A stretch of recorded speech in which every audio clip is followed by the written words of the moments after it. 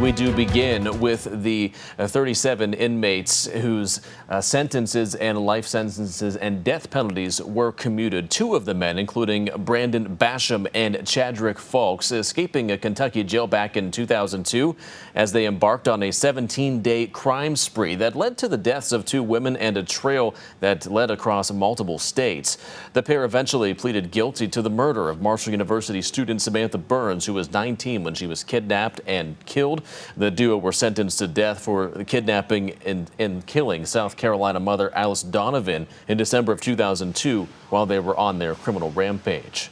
And Samantha Burns' remains have never been recovered. Our Bailey Tucker headed to Lincoln County today to speak with the community still mourning tonight. Bailey? With only 2 days left before Christmas, today's news from the president brought more grief to the community that knew and raised Samantha Burns. President Biden Monday morning announcing that he commuted the death sentences of Chadrick Fulks and Brandon Basham. Both were accused of carjacking and killing Lincoln County native Samantha Burns. Eyewitness News spent years following the case, from the report of her missing to the arrest and subsequent trials of Fulks and Basham in the deaths of Burns and South Carolina mother Alice Donovan. Both men would be sentenced to death in South Carolina. Then drop the death sentence on Basham only. On Basham only. While in prison, Fulks would reveal the location of Donovan's body, allowing her family to lay her to rest. But the same would not be true for Samantha Burns. All the things that he says to look for, what have you, we're just not locating it on the track. Even if we go on the wrong side of the track, we just don't think that either one, he doesn't know where she really is, or two, he just can't remember and he's guessing. Fulks has given information regarding the remains of Burns, but every search has come up empty. For 22 years, her parents haven't gotten any closure on where her body is.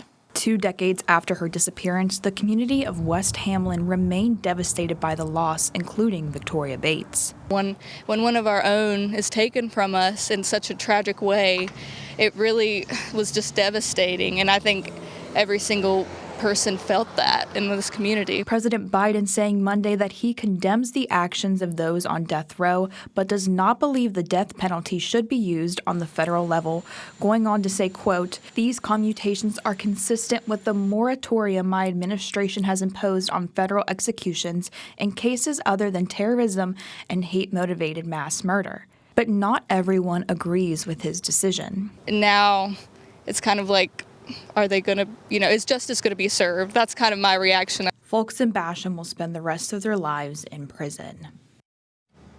And Bailey, you spoke with Samantha Burns' mother today, and she didn't want to be on camera, but what did she say to you whenever you spoke with her? Yes, she was obviously very overtaken with emotion. This is fresh information, and she doesn't feel comfortable talking, which is very understandable in these circumstances. Yeah, sure is. Absolutely. Bailey, thanks a lot.